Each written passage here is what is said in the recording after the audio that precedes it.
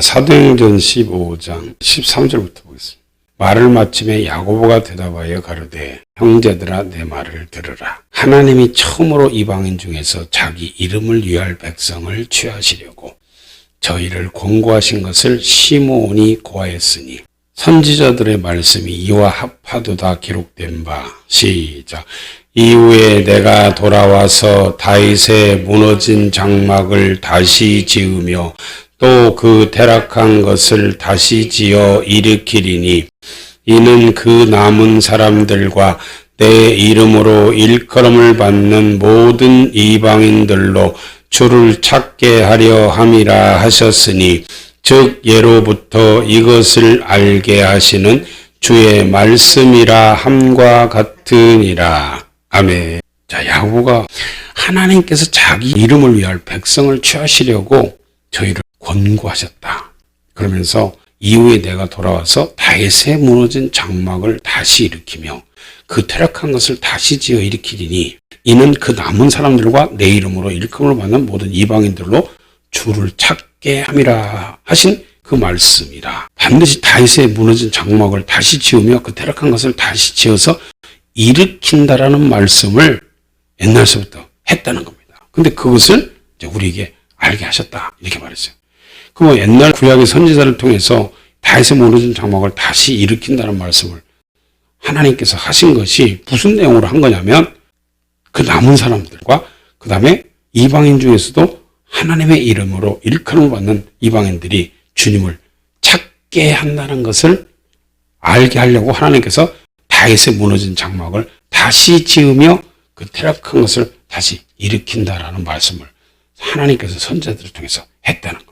자, 근데 그게 어디냐면 자, 아모스 9장을 봐요. 아모스 9장 11절.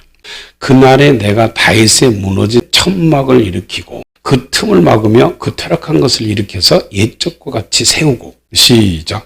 저희로 에돔의 남은 자와 내 이름으로 일컫는 만국을 기업으로 얻게 하리라. 이는 이를 행하시는 여호와의 말씀이니라. 아멘. 하나님께서 그 날에 내가 다윗의 무너진 천막, 장막이죠. 그 장막을 일으킨다는 것은 하나님께서 다시 세운다는 거예요. 그 다윗의 무너진 그 장막을 일으키고 그 틈을 막으며 그 퇴락한 것을 일으켜서 옛적과 같이 세우겠다. 무슨 말이냐면 하나님의 뜻대로 하지 않냐고 그 무너진 그런 교회를 하나님께서는 다시 세우겠다 그 말이에요. 한마디로 말해서 이 모든 교회는 다윗의 장막이다라는 것을 지금 비유한 겁니다.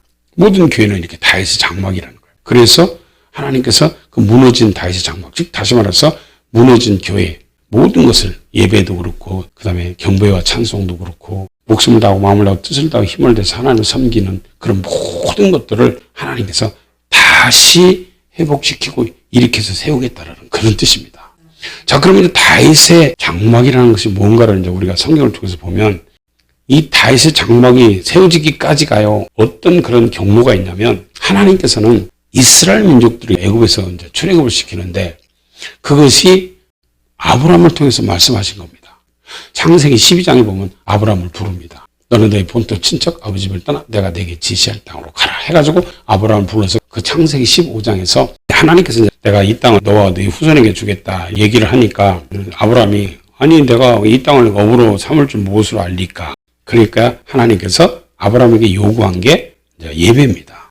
너는 나를 위해서 3년 된 암소, 3년 된 암염소, 3년 된 수양, 산비둘기, 집비둘기 새끼를 취해서 그것으로 하나님께 예배하라. 이렇게 해가지고 이제 아브라함이 예배를 하니까 하나님께서 이제 아브라함과 언약을 세웁니다. 그 아브라함과 세운 언약이 뭐냐면 네 자손이 이방에서 객이 되어서 400년 동안 그들을 섬길 것이다. 그리고 400년이 지나면 네 자손을 괴롭게 한 종살이를 시킨 그들을 내가 징치하고 심판해서 내가 거기서 이끌어내는데 네 자손들의 몸도 이끌어내지만 큰 재물을 이끌고 나올 것이다. 이렇게 말해요. 이렇게 아브라함과 약속을 한 다음에 그러고 나서 하나님께서 아브라함으로부터 700년 후에 이스라엘 민족들이 애굽에 들어가서 종살이를 하고 있는데 하나님이 모세를 탄생시켜서 모세를 통해서 이제 출애굽을 시킵니다.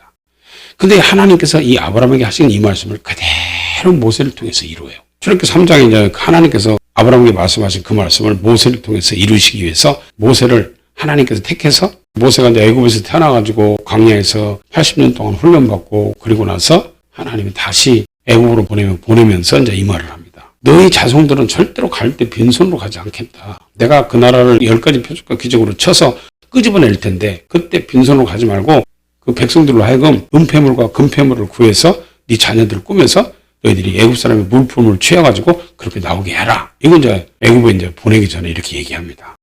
그러고 나서 이 말씀을 갖다가 출애굽기 11장에 또 이 말을 또 합니다. 마지막 재앙, 장자의 죽음 재앙을 남겨놓고 또 한 번 얘기합니다. 야, 이제 마지막으로 내가 한 가지 재앙이 남았다. 그 재앙은 장자의 죽음 재앙인데 내가 이렇게 해서 마지막으로 그 재앙을 내린 후 바로가 너희들을 다 쫓아낼 것이다.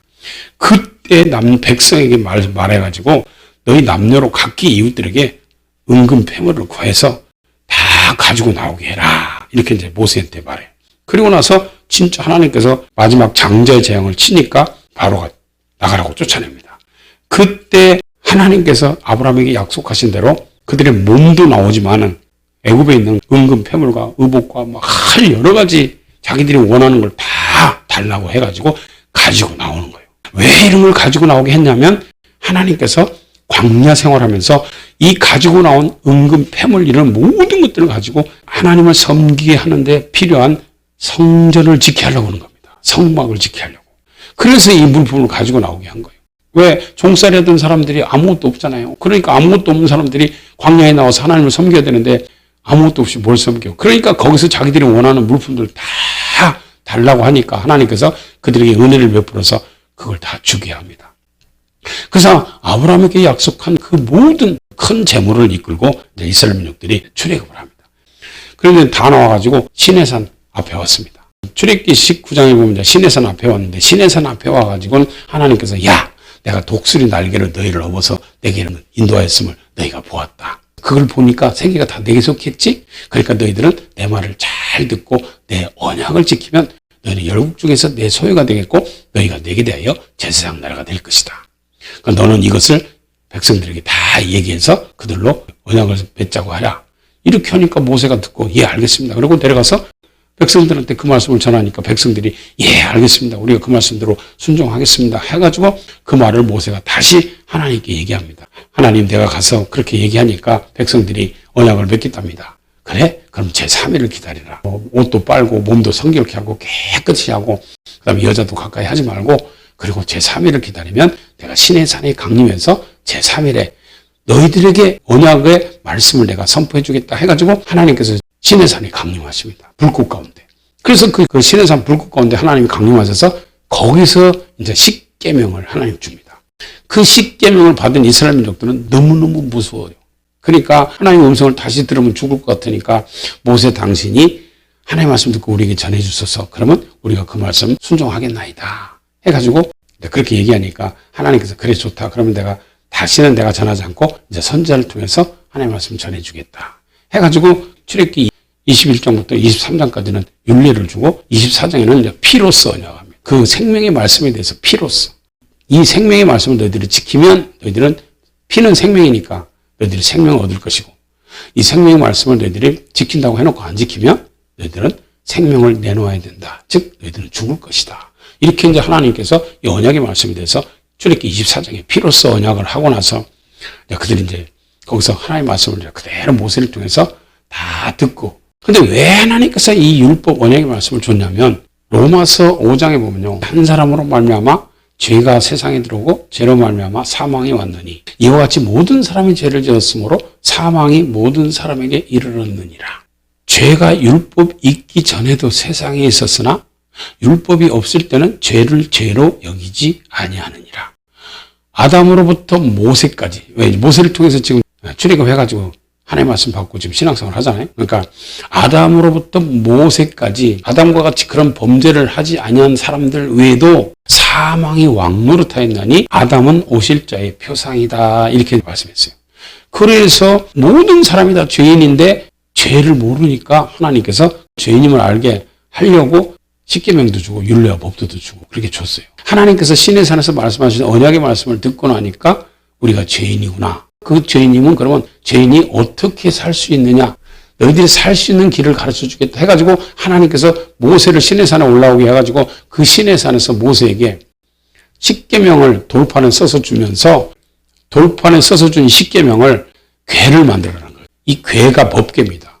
언약의 말씀을 넣는 궤라 해서 언약궤라고도 하고 하나님의 법이라 해서 법궤라고도 하고 하나님이 임재하신다 해가지고 임재궤라고도 하고 그 말씀대로 증거가 된다 해가지고 증거궤라고도 하고 이 하나님의 언약궤는요 여러 가지 이름이 있어요. 똑같은 말인데 하나님께서 이 말씀을 그 궤 속에다 집어넣고 그 궤를 갖다가 지성소에다 놓고 그 앞에 분향단, 그 다음에 떡상, 등대, 그 성소 밖에 바로 들어오는 입구에 물동멍이 있고 번제단이 있어요. 그래서 성막을 들어오려고 그러면 이 6가지 기구가 있어요. 그래서 하나님의 그 말씀, 언약의 말씀은 법궤 속에다 넣는 거예요. 언약궤 속에다. 그래서 이제 하나님께서 죄인들이 죄를 깨닫고 나면 그 죄를 해결할 수 있는 방법을 그 성막을 통해서 해결하면서 주님을 만나는 장소가 이 지성소인데 신앙생활을 어떻게 해야 된다는 것을 이제 성막을 통해서 가르쳐 준 거예요. 그래서 이렇게 해서 이제 성막이 만들어진 겁니다. 모세를 통해서. 이 성막이 딱 완성된 것이 이제 출애굽기 40장입니다. 출애굽기 40장부터 한번 봐요. 자, 출애굽기 40장 이제 1절부터 보면 여호와께서 모세에게 일러 가라사대 너는 정월 초 1일 성막 곧 회막을 세우고 또 증거궤를 들여놓고 또 장으로 그 궤를 가리우고 또 상을 들여놓고 그 위에 물품을 진설하고 등대를 들여놓고 불을 켜고 또 금영단을 증거궤 앞에 두고 성막문에 장을 달고 또 번제단을 회막의 성막문 앞에 놓고 또 물두멍을 회막과 단 사이에 넣고 그 속에 물을 담고 자 이렇게 해서 이제 성막이 세워지잖아요. 하나님의 뜻대로 성막이 세워지니까 이 성막에 구름이 성막이 다 그대로 하나님의 뜻대로 되니까 영광이 덮입니다. 자 34절 봐요. 출애굽기 40장 34절 그 후에 구름이 회막에 덮이고 여호와의 영광이 성막에 충만하며 모세가 회막에 들어갈 수 없었으니 이는 구름이 회막 위에 덮이고 여호와의 영광이 성막에 충만함이었다. 이렇게 말했어요. 그래서 이렇게 하나님의 뜻대로 만들어진 그 성막에는 이렇게 하나님의 영광이 가득합니다. 그런데 그 증거기 위에는요 두 그룹들이 있고 하나님께서 거기서 이스라엘 자손들에게 하실 말씀을 하신다는 거예요. 그래서 이 법궤는 하나님의 임재하고 거기에서 하나님께서 말씀하시는 겁니다. 그래서 하나님은 성전에 계신다고 그러잖아요. 거기서 백성들을 만나주시고 거기서 하신 말씀을 이룬다는 거야. 자, 출애굽기 25장 10절입니다. 그들은 조각목으로 궤를 짓되 장이 2규빗 반, 광이 1규빗 반, 고가 1규빗 반이 되게 하고 너는 정금으로 그것을 싸되 그 안팎을 싸고 윗가로 돌아가며 금태를 두르고 금고리 넷을 부어 만들어 그 네 발에 달되 이 편에 두 고리요 저 편에 두 고리며 조각목으로 채를 만들고 금으로 싸고 그 채를 궤 양편 고리에 꿰어서 궤를 매게 하며 채를 궤의 고리에 꿰인 대로 두고 빼어내지 말지며 내가 내게 줄 증거판을 궤 속에 둘지며 이 증거판이 바로 두 돌판입니다. 십계명 궤 속에 둘지며 정금으로 속죄소를 만들되 장이 2규빗 반 광이 1규빗 반이 되게 하고 금으로 그룹 둘을 속죄소 두 끝에 쳐서 만들되 한 그룹은 이 끝에 한 그룹은 저 끝에 곧 속죄소 두 끝에 속죄소와 한 덩이로 연하게 할지며 그룹들은 그 날개를 높이 펴서 그 날개로 속죄소를 덮으며 그 얼굴을 서로 대하여 속죄소를 향하게 하고 속죄소를 궤 위에 얹고 내가 내게 줄 증거판을 궤 속에 넣어라. 시작. 거기서 내가 너와 만나고 속죄소 위 곧 증거궤 위에 있는 두 그룹 사이에서 내가 이스라엘 자손을 위하여 내게 명할 모든 일을 내게 이르리라. 아멘. 그래요. 그래서 이 속죄소 은혜의 보좌 즉 시은좌입니다. 이곳에서 용서받고 그런 건 이제 속죄소인데 이 증거판이 바로 두 돌판입니다. 십계명을 기록한 두 증거판인데 이거를 궤 속에 넣은 것이 언약궤, 법궤입니다. 그래서 이 법궤 위가 속죄소인데 이것은 그룹들이 날개를 덮고 있어요. 그리고 거기에서 하나님께서 백성들, 성도들을 만나주고 거기에서 그 성도들에게 명할 모든 말씀을 명합니다. 지금으로 말하면 강대상이죠. 이게 법궤 자리입니다. 이곳에서 이제 하나님께서 말씀하시는 거예요. 그래서 이곳이 하나님이 계시는 곳입니다. 하나님이 임재하시는 곳이야. 하나님이 함께하고 하나님이 계신다 그 말이에요. 자, 그렇게 해서 이제 성전이 이제 만들어지는데 이 성전이 40년 동안 성전이 옮겨다녀요. 옮겨다니다가 이스라엘 민족들이 지금 가나안 땅 들어가서 첫 번째 세운 성전이 실로의 성전이 세워져. 그게 여호수아 18장인데 한번 봐봐요. 자, 여호수아 18장 1절입니다. 시작. 이스라엘 자손의 온 회중이 실로에 모여서 거기 회막을 세웠으니 이 땅이 이미 그들의 앞에 돌아와 복종하였음이나. 아멘. 자, 그래서 이스라엘 민족들이 이제 가나안 땅에 들어가서 첫 번째로 세운 회막이 실로의 성전입니다. 이 실로의 성전에서 이제 우리가 알고 있는 게 그 엘리 제사장 사건이 나오잖아요.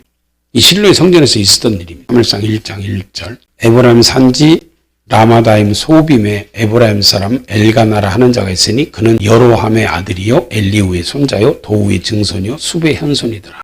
그에게 두 아내가 있으니 하나 이름은 한나요 하나 이름은 분인나라. 분인나는 자식이 있고 한나는 무자하더라. 시작. 이 사람이 매년에 자기 성읍에서 나와서 실로에 올라가서 만군의 여호와께 경배하며 제사를 드렸는데 엘리의 두 아들 홈니와 비누아스가 여호와의 제사장으로 거기 있었더라. 아멘. 자, 이때 한나가 올라가서 기도하던 성전이 바로 이 실로의 성전입니다. 그 이 실로의 성전에 매년 올라가서 예배하던 곳인데 이때 이 제사장들은 그 엘리의 두 아들 홈니와 비누아스였지만은 엘리는 대제사장으로 있었어요. 그때 한나를 성전에서 막 기도하니까 엘리가 보고 술 취한 줄 알고 야, 너 술을 끊으라고 이제 이렇게 하잖아요. 그러니까 내가 술 취한 것이 아니고 내가 하나님 앞에 내 심정을 토한 것이다. 얘기를 하니까 엘리 제사장이 하나님께서 네가 기도하여 구한 것을 허락하시기를 원한다. 그 말을 듣고 이제 한나가 그때부터 얼굴에 이제 수심이 없이 그때 태어난 아들이 이제 사무엘입니다. 근데 사무엘이 그 어디서 자라냐면 그 실로의 성전에서 거기서 자면서 사무엘이 거기서 자라는 사람입니다. 그래서 실로의 성전이 그런 곳인데 이때 엘리도 타락한 제사장이고 엘리의 두 아들 홈니와 비누아스는요. 이 하나님을 알지 못하는 완전히 이 사람들은 불량자라고 성경에 그렇게 기록됐어요. 그래서 이때 전쟁이 일어나는데 블레셋과 전쟁이 일어납니다. 근데 블레셋과 전쟁이 일어났을 때 사람이 죽으면서 지니까 야 실로에 있는 그 하나님의 법궤를 전쟁터로 모시고 오자 해가지고 법궤를 전쟁터로 모시고 와. 그때 실로의 성전에서 있었던 일이 법궤를 전쟁터로 모시고 나갔는데 전쟁터에서 블레셋에게 패하면서 법궤를 뺏기잖아요. 법궤가 뺏겨가지고 블레셋 땅에서요 7개월 동안 돌아다닙니다. 그런데 7개월 동안 법궤가 블레셋에 있으면서 어마어마한 사람들이 재앙을 받고 죽고 그래요. 사무엘상 4장 15절입니다. 때 엘리의 나이 98이라 그 눈이 어두워서 보지 못하더라. 그 사람이 엘리에게 고하되 나는 진중에서 나온 자라 내가 오늘 진중에서 도망하여 왔나이다. 엘리가 가로되 내 아들아 일이 어찌 됐느냐. 시작. 소식을 전하는 자가 대답하여 가로되 이스라엘이 블레셋 사람 앞에서 도망하였고 백성 중에는 큰 살육이 있었고 당신의 두 아들 홈니와 비누아스도 죽임을 당하였고 하나님의 괴는 빼앗겼나이다. 하나님의 괴를 말할 때에 엘리가 자기 의자에서 자빠져 문 곁에서 목이 부러져 죽었으니 나이 많고 비둔한 영고라.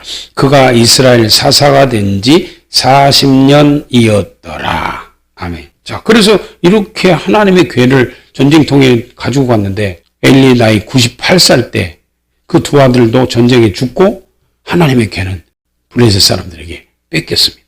그리고 그 말을 듣자마자 이 의자에 앉아서 들었던 엘리가 문 곁에서 자빠져가지고 목이 부러져 죽었다는 거예요. 이스라엘 사사가 된 지 40년 만에. 이런 사건이 실로의 성전에서 있었어요. 여기서 괴를 뺏기고 나서 이 실로의 성전이 황폐해가지고 없어지는 거예요. 성전이 없어져요. 하나님의 괴, 법궤, 언약궤를 뺏겼는데 그 성전이 온전한 성전입니까? 그리고 제사장도 다 죽었는데 대제사장 엘리도 죽고 그리고 제사장으로 있던 두 아들 홈니와 비누아스도 죽었으니까 제사장도 없고 대제사장도 죽고 다 죽어버렸으니까 그 실로의 성전이 황폐해가지고 이제 실로 성전이 없어집니다. 그래서 이제 법궤가 블레셋 땅으로 갑니다. 그래서 블레셋 땅에 가가지고 그들이 옮기는 곳곳마다 처음에는 이 궤를 뺏어다가 어디다 갖다 놨냐면요. 자기들이 섬기는 그 신 다곤이라는 그 당에다가 이 법궤를 갖다 놔요. 하나님의 궤를. 그러니까 하나님께서 그 다곤이라는 자기들이 섬기는 신을 칩니다. 하나님께서 스스로 치는 거예요. 그리고 갖다 놨는데 그 이튿날 아침에 보니까 이 다곤이 자기들이 신이요 넘어져 갖고 그래갖고 세워놨더니 그 다음날 보니까 두 손목이 끊어지고 머리도 끊어지고 몸뚱이만 있어요. 그래서 이 다곤의 제사장들이 그 법궤를 갖다가 거기서 옮깁니다. 왜? 이 아스돗 사람들을 독종으로 치니까 아스돗 사람들이 망하게 되니까 자기 신도 치고 자기들도 치니까 방백들을 모아놓고 이제 그 자기들이 상의를 해. 그래가지고 이 신의 궤를 도대체 우리가 어떻게 할꼬? 그러니까 가드로 옮기자 해가지고 가드로 옮겨갑니다. 이 가드가 어디냐면 지금의 팔레스타인 하마스들이 있는 그 땅입니다. 그러면 그냥 가드로 옮겨가요. 가드로 옮겨가니까 하나님께서 더 큰 환란으로 칩니다. 그래가지고 거기서 이제 또 독종이 나게 하시고 막 이렇게 하니까 그들이 하나님의 궤를 또 에그론이라는 곳에 이제 하나님의 궤를 보내요. 그 에그론 사람들은 우리 백성을 막 죽이려고 이 땅에 일을 보냈냐고 그러면서 거기서 이 궤를 갖다가 우리가 본처로 돌아가게 하자. 이 하나님의 궤를 이 땅에다 주면 우리는 사망의 환란을 벗어날 수 없다. 왜? 하나님의 손이 너무 엄중하시니까 독종으로 쳐서 다 지금 이렇게 죽으니까 우리 부르짖음이 지금 하늘에 사무치는 거 아니냐. 그러니까 다시 본지방으로 보내자 해가지고 그 상의를 해가지고 하나님의 궤가 블레셋 지방에 있은 지 7달 만에 다시 이스라엘 땅으로 돌려보내는데 어떻게 해서 이스라엘 땅으로 돌아오게 되냐면 자, 사무엘상 6장을 봐요. 1절입니다. 여호와의 궤가 블레셋 사람의 지방에 있은 지 7달이라. 7달 동안 블레셋 지방에 있으면서 하나님 독종으로 치고 재앙으로 치니까 그래서 7달 만에 제사장들과 복술자들을 불러서 이르되 우리가 여호와의 궤를 어떻게 할꼬 그것을 어떻게 본처로 보낼 것을 우리에게 가르치라. 그들이 가로되 이스라엘 신의 궤를 보내려거든 거저 보내지 말고 그에게 속건제를 드려야 할지니라. 그러면 병도 낫고 그 손을 너에게서 옮기지 아니하는 영고도 알리라. 이제 이렇게 해가지고 4절입니다. 시작. 그들이 가로되 무엇으로 그에게 드릴 속건제를 삼을꼬 가로되 블레셋 사람의 방백의 수요대로 금독종 5과 금쥐 5이라야 하리니 너희와 너희 방백에게 내린 재앙이 일반임이니라. 자, 방백이라는 것은 지도자, 왕, 통치자 뭐 이런 사람들을 얘기하는 겁니다. 그 사람들의 숫자대로 금독종 5과 금쥐 5개를 이렇게 금으로 만들어 가지고 이렇게 해가지고 이제 새 수레를 만들어 가지고 보냈는데 자 7절 그러므로 새 수레를 만들고 멍에 메어보지 아니한 젖나는 소들을 끌어다가 수레를 소에 메우고 그 송아지들을 떼어서 집으로 돌려보내고 여호와의 궤를 가져다가 수레에 싣고 속건제 드릴 금 보물은 상자에 담아 궤 곁에 두고 그것을 보내 가게 하고 보아서 궤가 그 본 지경길로 올라가서 벳세메스로 가면 이 큰 재앙은 그가 우리에게 내린 것이고 그렇지 아니하면 우리를 친 것이 그 손이 아니고 우연히 만난 것인 줄 알리라. 이 자기들에게 내린 이 모든 재앙들이 진짜 하나님이 내린 건가 아니면 우연히 일어난 건가 이걸 알기 위해서 지금 이런 방법을 쓰는 겁니다. 새끼를 낳아서 송아지가 있는 그 암소 2마리를 끌어다가 수레를 끌게 한다는 거야. 원래요 짐승들은요 자기 새끼 두고 어디 안 가거든요. 새끼가 엄매 울면은 절대로 그 새끼 옆을 떠나지 않습니다. 그런데 이 사람들은 지금 이 새끼 딸린 그 소 2마리를 끌어다가 수레에다가 딱 하나님의 법궤를 싣고 그 다음에 이제 자기들이 만든 그 금독종 5과 금쥐 5을 상자에 넣어가지고 새 수레에다가 실려 보내는 거예요. 어디로? 벳세메스 이스라엘 땅으로.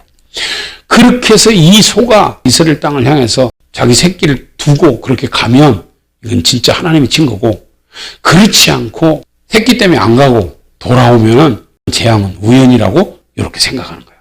그래가지고 진짜 새끼 딸린 그 젖나는 소 2마리를 끌어다가 수레에다가 해가지고 송아지들은 집에다 가두고 매하면 그 송아지들은 가두고 그리고 이제 그 상자를 실어서 보냅니다. 그런데요 진짜 하나님께서요 12절입니다. 시작. 암소가 벳세메스 길로 바로 행하여 대로로 가며 갈 때에 울고 좌우로 치우치지 아니하였고 블레셋 방백들은 벳세메스 경계까지 따라가니라. 벳세메스 사람들이 골짜기에서 밀을 베다가 눈을 들어 궤를 보고 그것의 보임을 기뻐하더니 수레가 벳세메스 사람 여호수아의 밭 큰 돌 있는 곳에 이르러 선지라. 무리가 수레의 나무를 패고 그 소를 번제로 여호와께 드리고. 아멘. 암소가 좌로나 우로나 치우치지 않냐고 곧장 벳세메스를 향해서 올라갔다는 거예요. 그리고 블레셋 그 방백들이 거기까지 따라갔어요. 어디까지? 벳세메스 경계까지. 그런데 자기 송아지들이 우는 송아지를 뒤에다 두고 암소가 우면서 계속 벳세메스를 향해서 갔다는 거예요. 그러니까 이 사람들이 이야, 이건 진짜 하나님께로부터 온 재앙이구나라는 것을 하나님이 그들을 깨닫게 하고 알게 했다는 겁니다. 이야, 대단하지요. 이렇게 해서 법궤가 이스라엘 땅으로 다시 돌아온 거예요. 블레셋 사람들의 이런 방법을 통해서 법궤가 벳세메스에 돌아왔는데요. 벳세메스 사람들이 그걸 보고 기뻐하고 좋아했는데 여기서 무슨 실수를 하냐면 이 사람들이 그 궤를 들여다본 거예요. 5만 70명이 죽습니다. 왜? 하나님의 법궤가 돌아오니까 그거 구경하려고 그 벳세메스 사람들이 전 사람들이 다 모였나 봐. 그러니까 그 사람들이 거기 모여서 그 궤를 들여다본 거로 5만 70명이라면 어마어마한 숫자예요. 어마어마한 숫자. 그 어마어마한 숫자가 거기서 죽습니다. 자, 한번 봐요. 14절입니다. 수레가 벳세메스 사람 여호수아의 밭 큰 돌이 있는 곳에 이르러 선지라. 무리가 수레 나무를 패고 그 소를 번제로 하나님께 드려. 여기까지 잘했어요. 그리고 자, 레위는 여호와의 궤와 그 궤와 함께 있는 금봄을 담긴 상자를 데려다가 큰 돌 위에 두매 그날에 벳세메스 사람들이 여호와께 번제와 다른 제를 드리라. 또 드렸어요. 자, 그리고 블레셋 5 방백이 이것을 보고 그날에 에그론으로 돌아갔다. 이건 이제 하나님이 하신 일이라는 걸 알고 돌아갔죠. 그러고 나서 19절 시작. 벳세메스 사람들이 여호와의 궤를 들여다본 고로 그들을 치사 5만 70인을 죽이신지라. 여호와께서 백성을 쳐서 크게 살육하였으므로 백성이 애곡하였더라. 세상에 5만 70명이 죽었어. 근데 왜 이 법궤를 들여다본 거로 죽었냐면요. 하나님께서, 하나님의 성물은요, 제사장 위에는 보지도 못하고 만지지도 못하게 하나님께 법을 만들어놨어요. 아론과 그 아들들 제사장만 만지고 볼 수 있어. 다른 사람은 절대로 성막에서 일하는 레위인이라도 절대로 만질 수 없고 볼 수 없어요. 그들은 아론의 아들들 제사장들이 그 법궤를 덮고 순청색 보자기로 덮고 뭘로 덮고 이렇게 성전에 있는 모든 기물들을 다 덮어주면 그때 메고 가는 역할, 그때 수레로 끌고 가는 역할, 이런 것밖에 못하는 거예요. 그 사람들까지도 만질 수 없고 볼 수 없어. 다 만지고 보면 죽어. 오직 제사장만 만질 수 있고 볼 수 있어. 민수기 3장 1절입니다. 여호와께서 시내산에서 모세와 말씀하실 때 아론과 모세의 낳은 자가 이러하니라. 아론의 아들들 이름은 장자는 나답이요 다음은 아비후와 엘라살과 이다말이니 이는 아론의 아들들의 이름이며 그들은 기름을 발리우고 그렇게 구별되어 제사장 직분을 이임받은 제사장들이라. 나답과 아비후는 신의 광야에서 다른 불을 여호와 앞에 들이다가 여호와 앞에서 죽었고 무자하였고 엘라살과 이다말이 그 아비 아론 앞에서 제사장 직분을 행하였더라. 이 나답과 아비후는요 레위기 10장 1절부터 2절에 보면요 다른 불을 하나님 앞에 다른 불을 들이다가 하나님의 불이 확 나와서 다 죽었어요. 그리고 엘레아살과 이다말이 아론과 함께 그 제사장 직분을 행한다 그 말입니다. 그래서 10절입니다. 시작. 너는 아론과 그 아들들을 세워 제사장 직분을 행하게 하라. 외인이 가까이 하면 죽임을 당할 것이니라. 아멘. 다른 사람들은 거기 이 성소에 들어오면 죽는다 그 말이에요. 회막에는 아무나 들어갈 수 없어요. 아론과 제사장만 들어가는데 아론과 그 제사장들이 그걸 다 옮길 때는 덮어요. 그거를 천으로 덮고 이렇게 다. 그러고 나면 이제 옮기는 일만 하는 거예요. 자, 38절입니다. 장막 앞 동편 곧 회막 앞 해돋는 편에는 모세와 아론과 아론의 아들들이 진을 치고 이스라엘 자손의 직무를 대신하여 성소의 직무를 지킬 것이며 외인이 가까이 하면 죽일지니라. 동편 회막 앞에 해돋는 편에는 모세와 아론과 아론의 그 아들들 즉 제사장이죠. 그들 외에는요 그 동편 해돋는 편에 절대로 거기 가까이 할 수도 없어. 여기는 모세, 아론, 그 아론의 아들 제사장들만 진을 치고 거기서 있으면서 직무를 하는 거예요. 다른 사람이 거기 가까이 오면 죽는다는 거예요. 옛날에 성막은요 정말로 아무나 가까이 가면 죽습니다. 자, 그러면서 이제 민수기 4장 1절에 보면 여호와께서 또 모세와 아론에게 일러 가라사대 때 레위 자손 중에서 고앗 자손을 그들이 가족과 종족을 따라 총계할지니 곧 30세 이상으로 50세까지 회막의 일을 하기 위하여 그 역사에 참가할 만한 모든 자를 계수하라. 회막에서 그 봉사하는 사람들은 30세 이상으로 50세까지만 할 수 있다는 거예요. 회막의 일을. 그 고앗 자손이 회막 안 지성물에 대하여 할 일은 이러하니라. 자, 고앗 자손이 이제 이 회막 안에 그 지성물에 대해서 이제 할 일인데, 자, 이 사람들은 행진할 때라는 건 뭐야? 이제 성막을 걷어서 옮길 때 그 말이에요. 그 행진할 때 아론과 그 아들들이 들어가서, 누가 들어가요? 아론과 그 제사장이 들어가서 칸 막는 장을 걷어서 증거계를 덮고 그 위에 해달의 가죽으로 덮고 그 위에 순천색 보자기를 덮은 후에 그 채를 깨고 또 진설병에 상에 청색 보자기를 펴고 대접들과 숟가락들과 주발들과 붓는 잔들을 그 위에 두고 또 항상 진설하는 떡을 그 위에 두고 홍색 보자기를 그 위에 펴고 그것을 해달의 가죽 덮개로 덮은 후에 그 채를 깨고, 이렇게 이걸 갖다 덮고 채고 깨고 이렇게 해서 하는 것은 전부가 누가 하냐? 아론과 그 아들 제사장들만 할 수 있다는 거예요. 제사장들만 보고 덮고 만질 수 있다는 거예요. 다른 사람이 하는 게 아니에요. 이렇게 해놓으면 그 고앗 자손들이 그걸 옮기는 겁니다.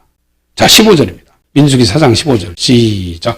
행진할 때 아론과 그 아들들이 성소와 성소의 모든 기구 덮기를 필하거든. 아론과 그 제사장들이 다 덮고 나면 고앗 자손이 와서 맬 것이니라. 그러나 성물은 만지지 말지니 죽을까 하노라. 죽는다는 거예요. 고앗 자손이라 할지라도.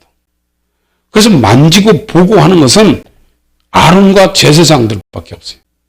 이건 무슨 소리냐면 이 성전의 일은 아무나 하는 게 아니라는 거예요. 성전에서 하는 일은 하나님이 선택해서 하라고 한 사람 아니고는 아무나 하면 죽는다 그 말이에요. 보아도 죽고 그 해도 죽고.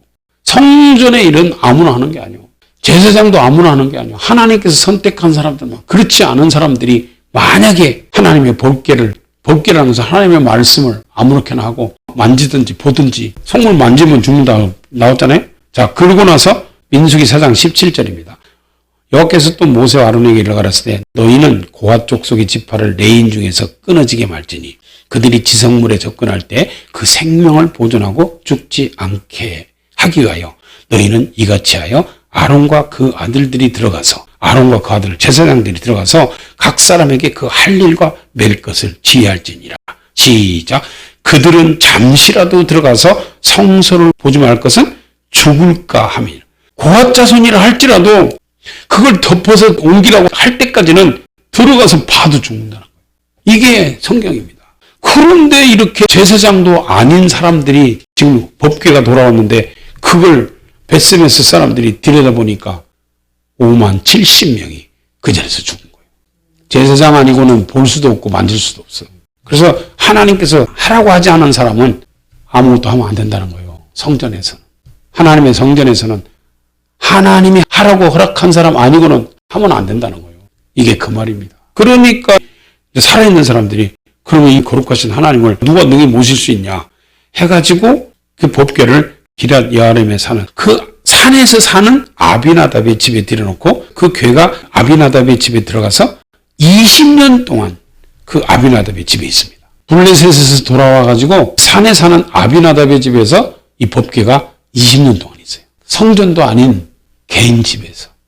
그래서 20년 동안 아비나답의 집에 방치되어 있던 그 법궤를 다윗이 사모한 거예요. 다윗이. 그래서 이 법궤를 다윗이 모셔오려고 계획을 하고, 그리고 무리 3만 명을 모읍니다. 그래가지고 이 다윗이 법궤를 옮겨가죠. 자, 그게 이제 사무엘하 6장인데 한번 봐요. 다윗이 왕이 돼가지고 예루살렘을 쟁탈하고 해가지고 시온 산성을 이제 빼앗고 다윗성이라고 그래요. 여부수 사람들한테 이제 뺐습니다. 뺏어가지고 그곳을 이제 다윗성이라고 이제 그렇게 이름을 붙입니다. 자, 그래가지고 이제 다윗성으로 이제 이 법궤를 옮겨오려고 이제 다윗이 계획을 하고, 자, 사무엘하 6장 1절입니다. 다윗이 이스라엘에서 뺀 무리 3만을 다시 모으고 일어나서 그 함께 있는 모든 사람으로 더불어 바알 레유다로 가서 거기서 하나님의 궤를 메오리 하니 그 궤는 그룹들 사이에 좌정하신 만군의 여호와의 이름으로 이름하는 것이다. 이 법궤, 언약궤, 하나님의 궤는요, 만군의 여호와의 이름으로 이름하는 궤다. 즉 하나님의 궤다는 거예요. 한마디로 말해서 하나님이다 그 말이에요. 그래서 그 궤를 모셔오려고 무리 3만 명을 모았습니다. 근데 이제 여기서 하나님의 궤를 어떻게 옮겨와야 되는 것을 잘 알고 해야 되는데, 여기서도 수레를 이용합니다. 블레셋 사람들은 하나님을 안 믿는 사람들이고 이방인이고 모르니까 하나님께서 새 수레에다가 그렇게 해갖고 이스라엘 땅으로 오게 했는데도 내버려 뒀어요. 그런데 하나님을 섬기는 백성들인데도 이 하나님의 궤를 새 수레에다 실어. 그 새 수레에다가 법궤를 딱 올려가지고 싣고 갑니다. 이것이 이제 잘못된 거예요. 자, 3절입니다. 사무엘하 6장 3절. 저희가 하나님의 궤를 새 수레에 싣고 산에 있는 아비나답의 집에서 나오는데 아비나답의 아들 우사와 아요가 그 새 수레를 모니라. 왜? 그 집에 있었으니까 20년 동안. 저희가 산에 있는 아비나답의 집에서 하나님의 궤를 싣고 나올 때 아요는 궤 앞에서 행하고 다윗과 이스라엘 온 족속이 잡농으로 만든 여러 가지 악기와 수금과 비파와 소고와 양금과 재금으로 여호와 앞에서 주악하더라. 시작.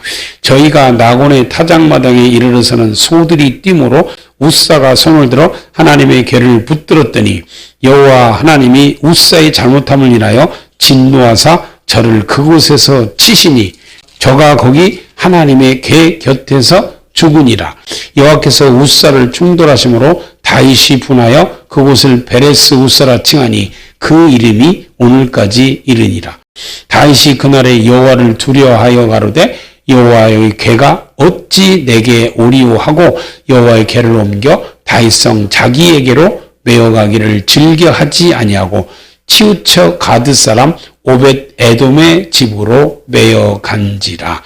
여호와의 궤가 가드 사람 오벳 에돔의 집에 석 달을 있었는데 여호와께서 오벳 에돔과 그 온 집에 복을 주시니라. 아멘. 이 아요와 우사가 지금 새 수레를 지금 몰고 가는데 어디 가서 소가 뛰냐면요. 이 타작마당에 가서 뛰는 거예요. 이 성경에서 타작마당은요. 마태복음 3장 11절 12절에 보면 나는 너희로 회개케 하기 위해서 물로 세례를 주거니와 내 뒤에 오시는 이는 나보다 능력이 많으시니 그는 성령과 불로 너에게 세례를 주실 것이요 손에 키를 들고 자기의 타작마당을 정하게 하사 알고 고마 꽃간에 들이고 쭉정이는 꺼지지 않는 불에 태우시리라. 그래서 타작마당은요 하나님께서 알곡과 쭉정이를 고르는 곳이다 그 말입니다. 그래서 이 타작마당에 딱 오는데 소가 훅 뜁니다. 그러니까 거기서 궤가 떨어지려 그러니까 이 우사가 그 궤를 딱 잡아. 그러니까 하나님께서 그 우사를 거기서 죽여버립니다. 왜? 보지도 말고 만지지도 마라 그랬잖아요. 제사장 외에는요 절대 그거 만지면 죽습니다. 거기서 누가 잡았어야 돼? 제사장이 잡으면 안 죽어. 근데 제사장도 아닌 이 우사가 잡으니까 그냥 거기서 죽인 거예요. 그러니까 다윗이 너무너무 무서운 거예요. 왜? 그 자리에서 저기 우사가 직사해버리니까 다윗이 보고 너무너무 놀라서 무서워서 어떻게 하나님의 궤가 내게로 오리요. 그리고 그 궤를 옮겨서 이 가드 사람 오벳 에돔의 집으로 갔는데 그 오벳 에돔이 그 집에 있습니다. 모시는데 석 달 만에 하나님께서 복을 주신 거예요. 이 아비나답의 집에서는요 20년 동안 있었는데요 복받았다는 소리도 없고 저주받았다는 소리도 없어. 그러니까 하나님을 모셔도 하나님을 섬겨도 복도 받지 못하고 저주받지도 않은 사람도 있고 하나님을 섬겨도 복받은 사람이 있고 또 저주받은 사람이 있어요. 이 세 부류가 있습니다. 하나님을 섬기는 데는 세 부류가 있어요. 하나님을 잘 섬겨서 복받은 사람, 이렇게 오벳 에돔처럼 복받은 사람이 있고 또 하나님을 섬겨도 복도 받지 않고 저주도 받지 않고 그냥 그대로 사는 사람이 있어요. 그런데 또 하나님을 섬긴다고 섬겼는데도 저주받은 사람도 있어요. 이렇게 교회 안에서 하나님을 섬기는 사람들이 세 부류가 있습니다. 그냥 미지근하게 그냥 그렇게 물에 물 탄 듯 그냥 신앙생활 이렇게 하나님을 그렇게 섬겼다는 거예요. 근데 오벳 에돔은 하나님의 궤를 모셔가면서 3개월 동안 얼마나 정성스럽게 잘 섬겼는지 이렇게 3개월 만에 그 온 집에 복을 주신 거예요. 이제 이 말을 듣고 다윗이 다시 제사장들을 모으고 이렇게 해서 이제 하나님의 궤를 모시고 오는 그것은 다음 시간에